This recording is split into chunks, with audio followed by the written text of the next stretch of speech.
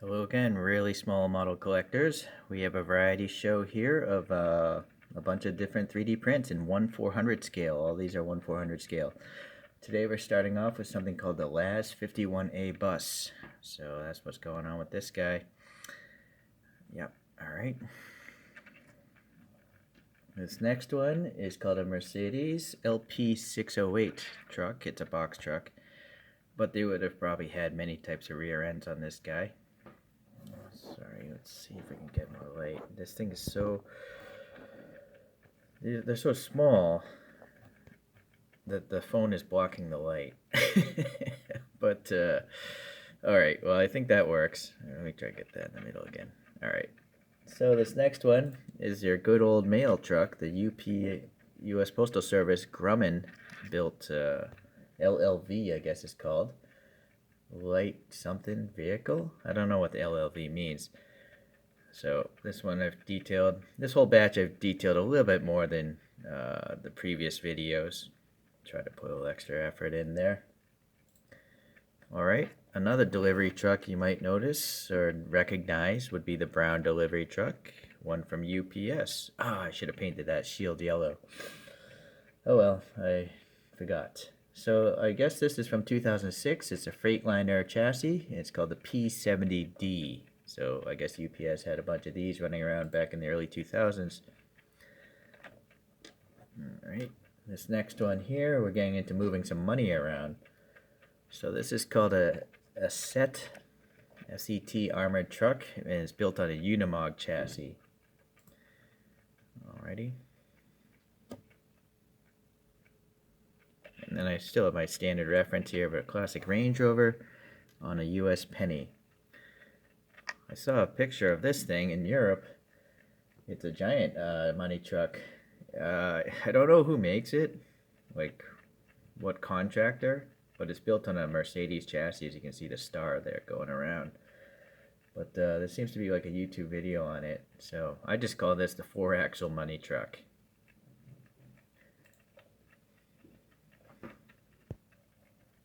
Alright, moving into military vehicles, we have an M117 Guardian ASV. No idea what that ASV means. Armored support vehicle, maybe? It looks like a SWAT vehicle or something with a turret. Alright. This next one is called a Steyr Pander 6x6, or Steyr Pander 1. So Steyr makes rifles, from my experience, but I guess they make military vehicles more than rifles, or, well, I don't know. Okay, so that's what this guy is here. We're going to go back in time to some more, I think, Korean War. This is an M1113 APC. I'm not sure if this is still actively used. Maybe it is actively in military service. It's a, armored personnel carrier. Alrighty. But the good old M2 Bradley, that's definitely recognizable, or M3 Bradley, but this is an M2 apparently, and it's from 1982, the armored fighting vehicle here. So this next one is a amphibious vehicle. It's called an AAVP-7A1 APC. So again, I don't know what those acronyms mean, but that is what's happening with this guy. I'm going to go back again in time to an older military vehicle, again to some wreckers now, recovery vehicles. This is called a Scammell Pioneer SV/2S. It's a recovery tractor.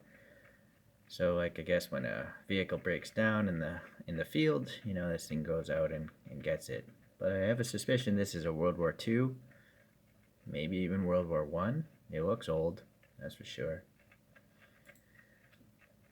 Alright. A more modern recovery vehicle is actually a tank. And this guy is called the M88 Hercules Tank Wrecker. So, pretty cool looking. Obviously a pretty big tank next to that Range Rover there. Alright. And And then I'm going to put this aside a little bit here. Where do they put those things, the recovered vehicles? They put them on these giant trucks. This is an Oshkosh M1070 HET 8x8 tractor. And then it has an M1000 trailer. So the trailer itself has a military designation. I'm pretty sure this is like a modern, latest up-to-date U.S. recovery system here. A giant armored tractor, and then obviously it's capable of holding tanks, M1 Abrams and all that stuff. This one I had to glue to this plastic thing because those ramps are separate pieces. Some people might want to put the ramps up or something, I don't know, or just display it without the ramps. But I crazy glued it all together so I don't have to deal with all these little pieces being so small. Okay, next subjects. We're going to get into a military boat. Someone actually contracted me to make this model. This is called the X-18 tank boat. I believe it's developed by the Indonesians. There's no turret on it because this thing is too small to print a turret. But there's a hole there. You could put like a sewing needle in there or something like that, which I haven't bothered to do. I should probably get around to doing that. But basically it's a tank boat. I mean, the turret does move and stuff, but it's pretty cool. I like it. I like it a lot. So, very neat. Alright, one other boat is a little speedster from James Bond. It's called the Q boat. It's just a jet ski with some rocket launchers and a wing and whatever other gadgets it had. So it's a small one, obviously. Smaller than a Range Rover at least. We're going to do a couple sci-fi vehicles next. So a long time ago, there's a gentleman, Jerry Anderson. He produced 1999, which is a live-action TV show, but also Thunderbirds, which is a puppet show. And I think this is from a puppet show. It's from one of his early movies, UFO. And this is called the Shadow Moonhopper. I think Shadow was just some sort of group of people or something, space exploration or something. I forget. I don't think I've seen this movie. But it's interesting, And actually you can see the influence of this front end transfer into the Space 1999 vehicles. So just to show you the bottom, a couple thrusters. It just kind of hops around the moon, I guess. Alright, and then I can't remember if it was before or after, but he has a variation from a puppet show called Captain Scarlet. And this episode I have seen. So this literally, these legs being parallelograms, they move up and down, not on this model of course, but in the TV show. And yeah, it hops around the moon. So this one just has one jet engine or thruster to help it hop, but I think most of the hopping is done with the legs because it's so little gravity on the moon. Anyway, it's very interesting. Okay, it's construction vehicle time, or things related to that. This is actually a forestry vehicle. This is called a Komatsu XT445L-5. It's a feller buncher. So this arm here has a giant blade on the bottom, and these arms grab a tree, and then the blade comes and cuts the bottom of the tree, and then this hydraulic system, lets it down. So this is what's used to cut down trees in the forest. And this one's got tank treads. I have it so this arm can articulate, and the thing will swivel around, but so small. Well, you get the idea. Okay.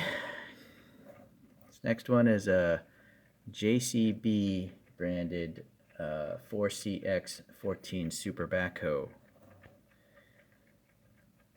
So it's a smaller front end loader, but for some reason people seem to like this one. Okay. We got two more to go. Next one is a Caterpillar excavator. It's the model 336. And this one again, the thing can swivel around the tracks, but the arm can go up. And this one I even made so the shovel will articulate. It's really hard to do with one hand. And then the shadows. Let's do that. Okay, well, alright. So if I don't have giant panel gaps, I try to work some articulation into some of my models, just so dioramas can be a little more dynamic, or they can change over time. Alright, so this next and last one, I'm going to have to back out the zoom.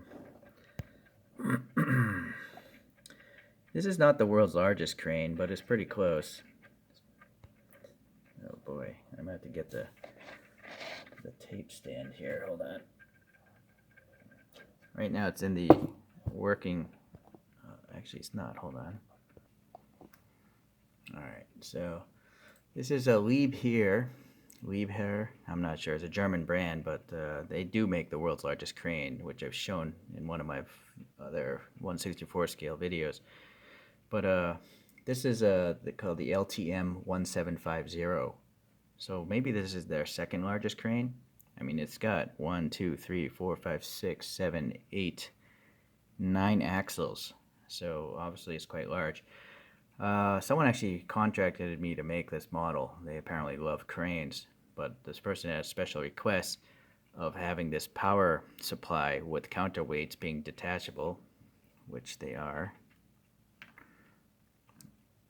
Those weights are separate pieces as well. There's actually holes, so you could try to run a string, although it doesn't make sense because I think they're all, well, I don't know. I just super glued string in the hook, you know, to the end of this guy. Alright, so naturally this thing can pivot, but what I'm going to do is break it down into its transportation mode, because that's what this customer requested. So granted, with transportation mode, this hook doesn't make sense, but I use a poster board putty to keep things more rigid. So in fact, there's a poster board putty holding this thing up.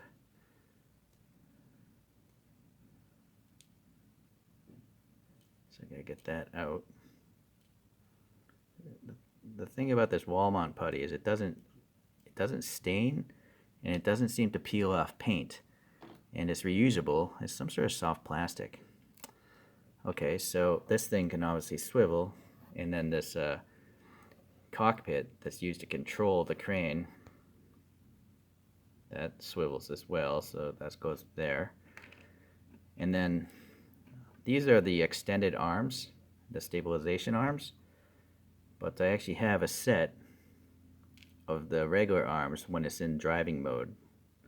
So I'm going to take these guys out. You know, they do move around, but, and then I painted these arms a separate color or a different color.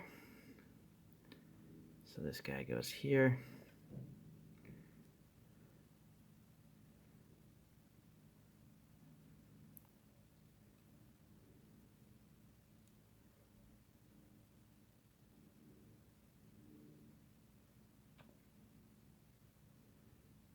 Let me come back. Alright, yeah, you have to put in those arms vertically because those pins in the front actually rest in holes.